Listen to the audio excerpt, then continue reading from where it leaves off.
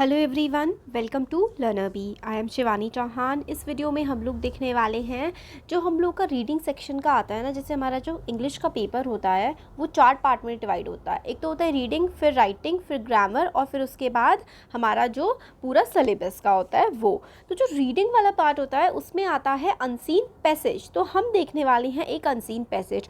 हम लोग इसको रीड करना सीखेंगे कि हमारा जो पैसेज आता है उसको हमें पढ़ना कैसे है। इसमें हम लोग कई सारे वर्ड मीनिंग्स भी समझेंगे, फिर हम क्वेश्चंस भी सॉल्व करेंगे कि एग्जाम में जब तो अनसीन पैसेज आता है आपको पढ़ने के लिए, सॉल्व करने के लिए, वो आपको सॉल्व कैसे करना है। तो देखो, सबसे अच्छा तरीका जो होता है ना अनसीन पैसेज को सॉल्व करने का, वो तो ये होता है कि आप सबसे पहले पढ़ें क्वेश्चंस। कि ये हम लोग ईजी वाले से बिल्कुल स्टार्ट कर रहे हैं जो हर क्लास के लिए काफ़ी ज़्यादा इंपॉर्टेंट रहेगा। क्या होता है कि हम लोग ईजी से स्टार्ट करते हैं ना तो आगे सिंपल हो जाता है। जब भी हमारा अनसीन पैसेज है आपको एक बार फटाफट देखना है, फिर आपको देखने हैं क्वेश्चंस, क्योंकि अल्टीमेटली हम लोगों को क्वेश्चन सॉल्व करने होते हैं। तो हमें पैसेज को पढ़ने से पहले क्वेश्चंस पढ़ने होते हैं। पहला क्वेश्चन है, how did the माइजर get the lump of gold. तो हमें एक चीज़ यहाँ पर समझ में आ रही है कि भाई कोई एक माइजर है, कोई एक ऐसा इंसान है जो माइजर है। माइजर होता है कंजूस। तो माइजर का मतलब हमें पता होना चाहिए था, हमारी वोकैबुलरी भी अच्छी होनी चाहिए अनसीन पैसेजेस के लिए। माइजर होता है कंजूस। तो भाई कंजूस को लंप ऑफ गोल्ड कहाँ से मिला था? Lump of gold. लंप ना कोई भी चीज़ हो सकती है। आप सूजन को भी लंप कह सकते हैं, किसी पिंड को भी लंप कह सकते हैं, या फिर आप लंप किसी ढेला या डला को भी आप लोग लंप कह सकते हैं। कोई भी मोटी चीज़ को लंप कहेंगे। तो माइजर को लंप ऑफ गोल्ड कहाँ से मिला था ये हम लोगों को देखना है। तो हमें अनसीन पैसेज में से एक तो ये चीज़ ढूंढनी होगी। फिर why did माइजर spend so much time in the garden.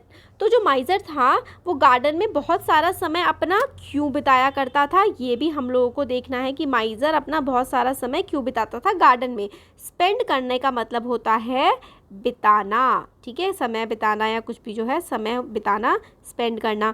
माइजर अपना बहुत सारा समय गार्डन में क्यों बिताता था ये हमें क्वेश्चन ढूंढना है। By whom was the gold stolen. अरे स्टोल हो गया, स्टोलन। स्टोलन होता है चोरी होना, तो उसका गोल्ड इसका मतलब है कि चोरी भी हो गया था। हमें ये भी क्वेश्चन से समझ में आ गया। नेक्स्ट है, neighbour advise the miser to put a stone in the hole. अब एक कोई नेबर भी था, नेबर ने कुछ एडवाइस भी दी। तो जो एडवाइस होती है वो होती है सलाह, ठीक है, सलाह देना। तो जो सलाह देना होता है वो होता है एडवाइस। तो भाई नेबर ने कुछ सलाह भी दी थी कि भाई गड्ढे में दो हैं, तुम स्टोन डाल दो। फिर choose the most appropriate title for the story. Story के लिए हम लोगों को टाइटल भी ढूंढना है, जैसे कि एग्जाम में ये भी आता है। तो हमारे पास ये 5 क्वेश्चंस हो गए कि भाई हमें एक तो टाइटल ढूंढना है, फिर उसके बाद हमें कि भाई गोल्ड जो था वो लंप ऑफ गोल्ड माइजर को कैसे मिला था, कैसे वो क्यों अपना वो माइजर यानी कि वो कंजूस आदमी अपना बहुत सारा समय गार्डन में क्यों बिताता था, फिर गोल्ड कैसे चोरी हो गया, और फिर नेबर कौन होता है? नेबर होता है पड़ोसी। तो भाई पड़ोसी ने सलाह क्या दी थी ये भी हम लोगों को देखना है, ठीक है। तो ये सारे देखो वर्ड मीनिंग्स भी हमें आने चाहिए, इन सब चीज़ों का मतलब पता होना चाहिए।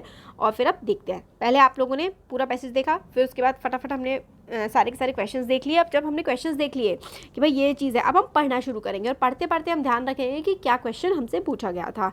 तो स्टार्ट करते हैं रीडिंग करना। Once there was a miser who sold all his possessions and with the money bought a great lump of gold. तो एक समय की बात है, एक माइजर था। माइजर होता है कंजूस आदमी। मैं तो आपको बहुत अच्छे से पढ़ के समझा रही हूँ ताकि आप लोग को अच्छे से समझ आए और आपको फटाफट पढ़ने की धीरे धीरे करके हैबिट बनानी होगी। एक समय की बात है, एक कंजूस आदमी था जिसने अपनी सोल्ड कर दी। सोल्ड कर देना होता है बेच देना। तो उसने सब कुछ बेच दिया अपना, जो भी उसके पास था ना, पोजेशंस होते हैं हमारे पास जो भी चीज़ होती है, हमारी जो अपनी चीज़ होती है उसको हम लोग पोजेशन कहते हैं। जैसे कि आपके कपड़े हो गए, आपकी वॉच हो सकती है, आपका बैग हो सकता है, वो सब आपके पोजेशन हो गए। एक समय की बात है, एक कंजूस आदमी ने अपने सारे के सारे पोजेशंस बेच दिए थे। With the money bought a great lump of gold. और फिर जो पैसा मिला उसने उससे क्या किया? लंप ऑफ गोल्ड, बहुत सारा सोना खरीद लिया। डग का मतलब होता है खोदना, ठीक है। फिर उसने खोदा a deep hole at the edge of garden. फिर उसने अपना उसका जो गार्डन था उसके गार्डन के किनारे एक बहुत ही गहरा गड्ढा खोदा। डीप एज होल होता है जो है गड्ढा कह सकते हैं, फिर छेद कह सकते हैं। And there he buried his gold. Bury करने का मतलब होता है दबा देना। तो जो बरी शब्द है ना, बरी का मतलब होता है दबा देना। और उसने क्या किया, अपने उसके पास जो भी सारा सामान था, पोजेशंस थी, सारा का सारा जो सामान था उसने वो बेचा, सोना खरीदा और उसने अपने गार्डन में दबा दिया एक कोने पे।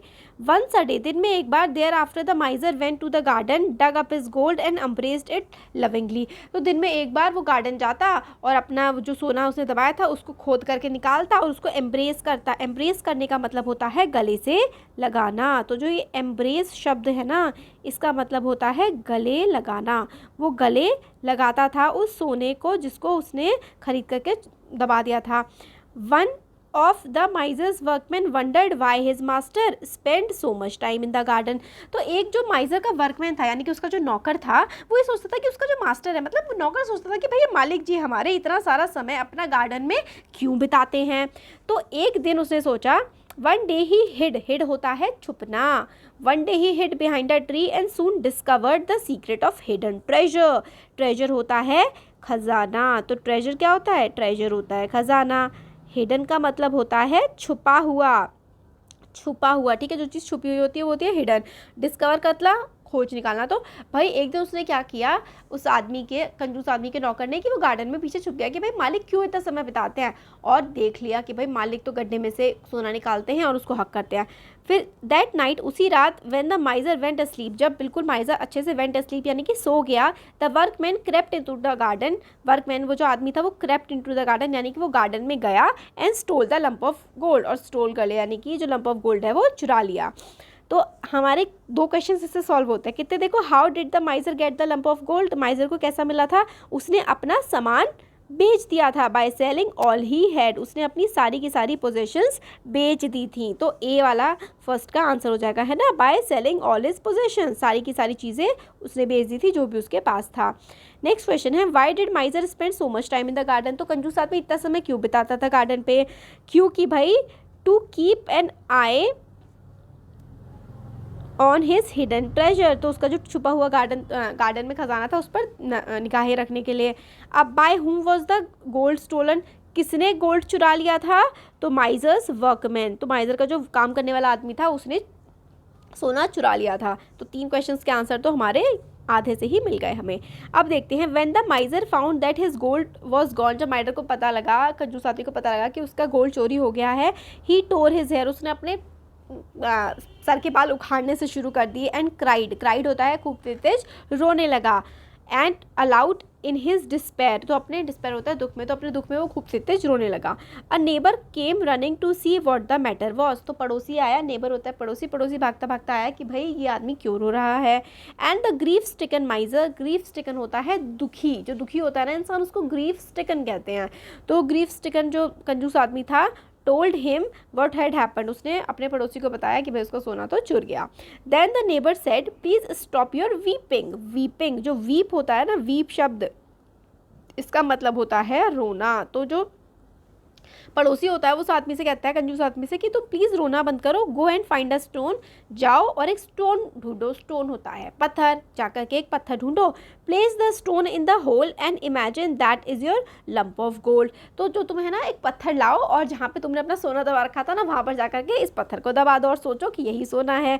The stone will serve your purpose, तो पत्थर है वो भी वही काम करेगा जो सोना तुम्हारे लिए काम कर रहा था। For you never meant to use the gold anyway, क्योंकि तुम सोना कभी भी इस्तेमाल तो करने वाले थे नहीं, पत्थर भी तुम कभी इस्तेमाल नहीं करोगे, तो तुम्हारे लिए तो सोना और पत्थर एक ही बराबर है।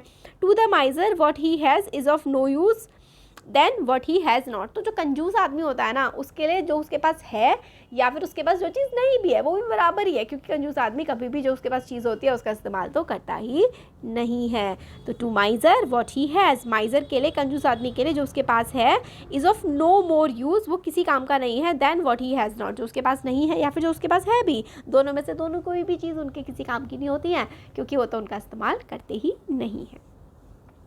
और अब हम लोगों ने 3 क्वेश्चन देख लिए थे। Neighbour advise the miser to put a stone in the hole because, तो नेबर ने क्यों एडवाइस किया कि माइजर को कि जाओ तुम अपना होल में रख दो, क्योंकि the miser would never use the gold has no difference between the two, क्योंकि माइजर कभी सोने का भी इस्तेमाल नहीं करता ना ही पत्थर का करता, तो माइजर के लिए माइजर यानी कि कंजूस आदमी के लिए तो सोना पत्थर बराबर ही है, क्योंकि वो इस्तेमाल तो करेगा नहीं।